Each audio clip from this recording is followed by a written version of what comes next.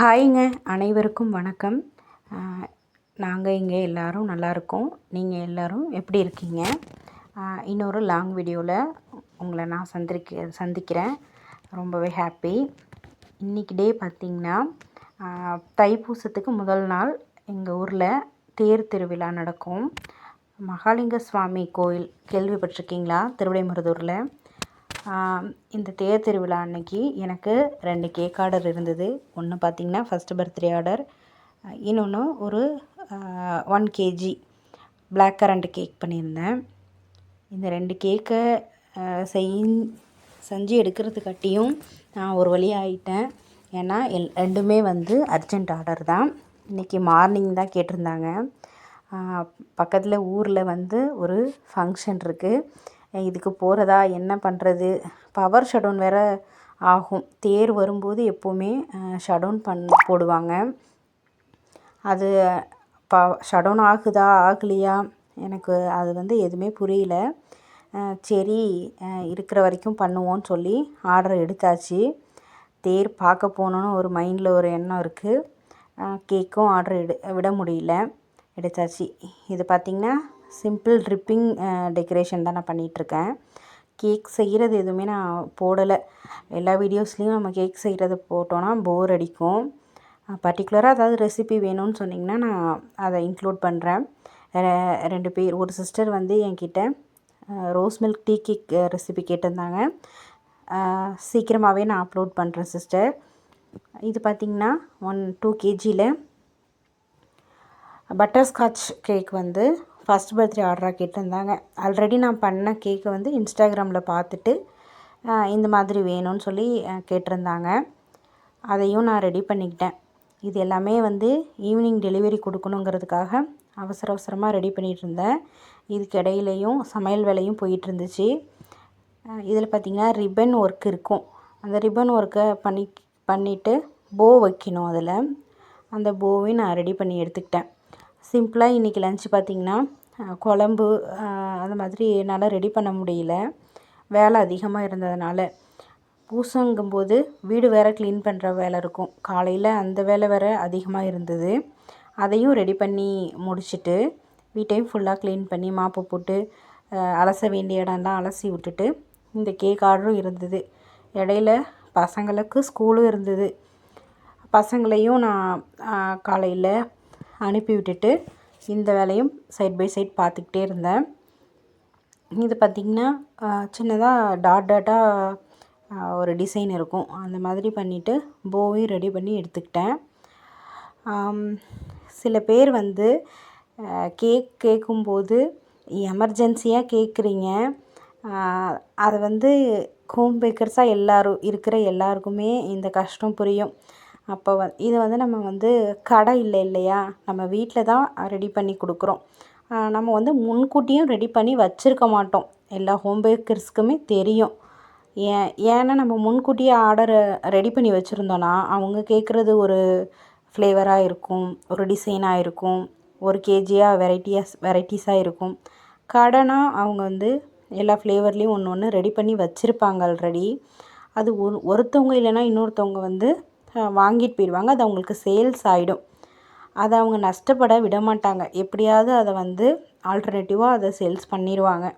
But நம்மக்கிட்ட அப்படி இருக்காது. அவங்க கஸ்டமைஸாக தான் எல்லாமே கேட்பாங்க. அப்படி நம்ம கேட்கும்போது அதுக்கு ஏற்ற மாதிரி தான் நம்ம அன்னன்னைக்கு தான் ரெடி பண்ணி கொடுக்க முடியும். நாங்கள்லாம் ஆல்ரெடி ரெடி பண்ணி கேக்கை வச்சுருக்கிறதில்ல. ஆனால் நம்ம கடைன்னு நினச்சிட்டு சில பேர் கடை மாதிரி நினச்சிக்கிட்டு இப்போ அர்ஜெண்ட்டாக வேணும், இப்போ 1 மணி நேரத்தில் வேணும், 2 மணி நேரத்தில் வேணும்னு சொல்லிட்டு கேட்குறாங்க. அந்த மாதிரி நம்மளால் ரெடி பண்ணி கொடுக்க முடியாது. அட்லீஸ்ட் ஒரு கேக்கு பேக்காகவே ஒரு 45 to 50 minutes 1 hour அந்த மாதிரி ஆகும் ரெடி பண்ணி எடுக்க.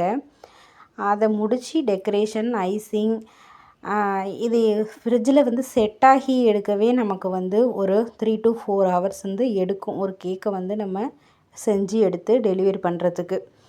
அதை புரிஞ்சிக்க மாட்றாங்க. கேக்கு செட் பண்ணினா தான், அந்த ஃப்ரிட்ஜில் வச்சு செட் பண்ணும்போது தான் அதோடய டேஸ்ட்டே நல்லாயிருக்கும். எமர்ஜென்சியாக கேட்கும்போது அது செட் ஆகாமல் அந்த டேஸ்ட் கொஞ்சம் கம்மியாகிறதுக்கு சான்சஸ் இருக்குது.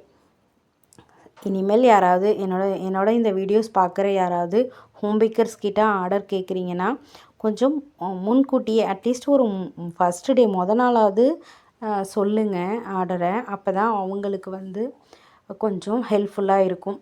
அவங்களுக்கும் ஃபேமிலி இருக்குது, அவங்களும் நிறைய கமிட்மெண்ட் வச்சுருப்பாங்க, அதெல்லாம் பார்க்கணும்.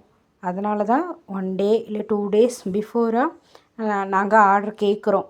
அப்போ கொடுத்தீங்கன்னா தான் எங்களுக்கு வந்து எங்களோட கமிட்மெண்ட்ஸை வந்து அதுக்கு ஏற்ற மாதிரி கேக்குக்கு அட்ஜஸ்ட் பண்ணி செஞ்சுக்கிட்டு அதுக்கு ஏற்ற மாதிரி உங்களுக்கு டெலிவரி கொடுக்க முடியும்.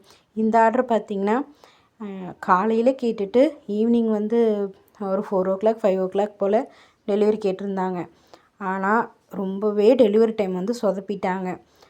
நான் ஆர்டரை முடிச்சுட்டு கோயிலுக்கு போகலான்னு சொல்லி ரெடி பண்ணிகிட்டு இருந்தேன். பார்த்திங்கன்னா 4:30 அந்த ரேஞ்சில் வந்து கேக் எடுத்துக்கிறேன்னு சொல்லிவிட்டு 2 கஸ்டமருமே வரவே இல்லை. ஃபோன் பண்ணாலும் எந்த ரெஸ்பான்ஸும் இல்லை. நான் உட்காந்துருக்கேன் கோயிலுக்கு போகாமல். பசங்கள்லாம் வந்து கோயிலுக்கு போகணும், தேர் பார்க்கணுன்னு ரொம்ப ஆசை. அவங்கள மட்டும் அனுப்பி விட்டுட்டு நான் உட்காந்துருக்கேன், வெயிட் பண்ணிகிட்டே இருக்கேன். அவங்க வரவே இல்லை. 6:30யும் ஆயிடுச்சு. அப்புறமா நானே தான் போய் டெலிவர் பண்ணிட்டு வந்தேன். இந்த மாதிரியும் சில டைம்ஸ் வந்து நமக்கு நடக்கும். ரொம்ப பொறுமை வேணும், அப்படி தான் நினைக்கிறேன். அதையும் தாண்டி ரொம்பவே ஸ்ட்ரெஸ் ஆகும் சில சமயங்களில். கோயிலுக்கு காலையிலேருந்து கோயிலுக்கு போகவும் முடியல. இந்த மாதிரி ஸ்ட்ரகிள்ஸ் எல்லாம் தாண்டி தான் வர வேண்டியது இருக்குது. ஆல்ரெடி நமக்கு வந்து கொஞ்சம் டென்ஷனில் தான் நம்ம ஒர்க் பண்ணிகிட்ருப்போம். இந்த மாதிரி டெலிவரி இஷ்யூஸ் வரும்போது கேக் எடுத்துப்பாங்களா மாட்டாங்களா அந்த மாதிரி ஒரு டென்ஷனும் இருக்கும். சம்டைம்ஸ் வந்து அட்வான்ஸ் சில பேர் கொடுக்காம கேக் கேன்சல் ஆகிறதுக்கும் சான்சஸ் இருக்குது. ஃபைனலாக பார்த்திங்கன்னா இந்த 2 கேக்கோட டெக்கரேஷனும் இப்படி தான் நான் பண்ணி எடுத்துக்கிட்டேன். இந்த கேக்கோட டெக்கரேஷன் எப்படி இருக்குன்னு சொல்லுங்கள். இப்போ நம்ம எங்கே போகிறோன்னா தேர் பார்க்க தான். எங்கள் ஊர் பூசத்துக்கு தேர் வந்து 5 தேர் வரும். அது இவ்வளோ நேரத்துக்கு ஃபுல்லாக வீதியெல்லாம் சுற்றிட்டு இறங்கியிருக்கோன்னு நினைக்கிறேன். எனக்கு கேக் ஆர்டர் இருந்ததுனால அதை காலையிலே போக முடியல. நான் உங்கள் கூடயும் ஷேர் பண்ணிக்கிட்டு காட்டலான்னு நினச்சேன், ஆனால் என்னால் போக முடியல. வாங்க இப்போ நம்ம போகலாம். நான் உங்களுக்கு வந்து எங்கள் ஊரில் தேர் வந்து எப்படி இருக்குது அப்படின்னு காட்டுறேன். நாளைக்கும் ஃபுல்லாக பூசத்துக்கு சூப்பராக இருக்கும். முடிஞ்சால் அதையும் நான் உங்கள் கூட ஷேர் பண்ணுறேன். ஃபைனலாக ஒரு வழியாக பார்த்திங்கன்னா நான் கேக் எல்லாம் முடித்து டெலிவரி எடுத்துகிட்டு வந்து நானே தான் எடுத்துகிட்டு வந்து கொடுத்தேன். அந்த கஸ்டமர் பார்த்திங்கன்னா இந்த தேர் வர்றதில் டிராஃபிக்கில் மாட்டிக்கிட்டாங்க. அப்புறம் நான் இப்போது வந்து ஒரு 7 o'clock போல் இருக்கும். இது வந்து தேரில் 3வது தேர். ஃபஸ்ட்டு 3 தேர் போயிருச்சு, அதை எங்களால் பார்க்க முடியல. விநாயகர், முருகர், மகாலிங்க சுவாமி 3மே போய் அதோட இடத்துல இறங்கிடுச்சு. இது வந்து அம்பாள் தேர் தான் இது. பின்னாடி வர்றது சண்டிகேஸ்வரர். மொத்தம் 5 தேர். இப்போ நீங்கள் பார்த்துட்ருக்கீங்களா, இது வந்து பெரிய தேர், மெயினான மகாலிங்க சுவாமி இருக்கிற அந்த தேர். ரொம்ப கூட்டமாக இருக்குங்க, உள்ளே பூந்து வர முடியாது. நெக்ஸ்ட்டு பார்த்திங்கன்னா சண்டிகேஸ்வரர் வந்து மூவ் ஆகி வந்துட்டுருக்கு. அட்லீஸ்ட் இதை பார்க்குற இந்த தேரையாவது பார்க்குற சான்சஸ் கிடச்சிச்சு. ஆனால் தொட்டு வந்து இழுக்கலாம் முடியலைங்க, அதுக்குள்ளே போகவே முடியல, அவ்வளோ கூட்டம். ஃபைனலாக வந்து தேரை பார்த்துட்டோம். இப்போ இந்த தேரை நீங்களும் பார்த்து என்ஜாய் பண்ணுங்கள்.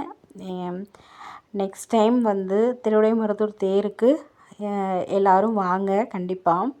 ரொம்ப சூப்பராக இருக்குங்க. நம்மளும் தேர் இழுக்கலாம். வீதிகள் வந்து திருவிடைமருதூர் வீதி அழகுன்னு சொல்லுவாங்க.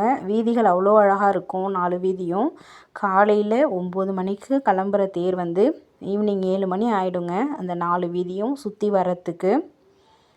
இப்போ பார்த்திங்கன்னா நாங்கள் தேரெல்லாம் பார்த்துட்டு எங்கள் பசங்களோடு சேர்ந்து கடலை சாப்பிட்லான்னு சொல்லி கடலை சாப்பிட்டுட்ருக்கோம்.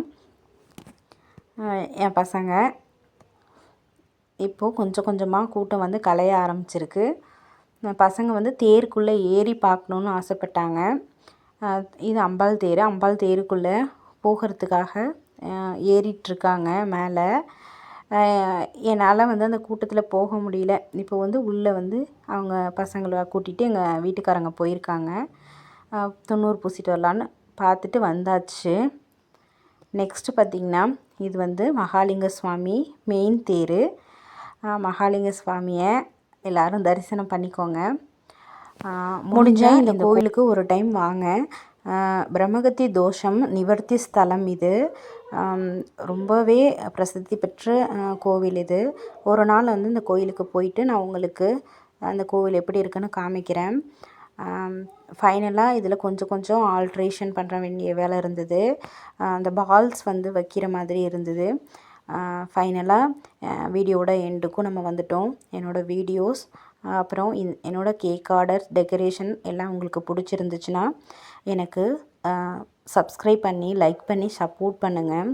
உங்களோட ஒரு லைக்கும் சப்ஸ்கிரைப்பும் தான் என்னை மேலும் அடுத்தடுத்த வீடியோஸ் பண்ணுறதுக்கு மோட்டிவேட் பண்ணும். தேங்க்யூ.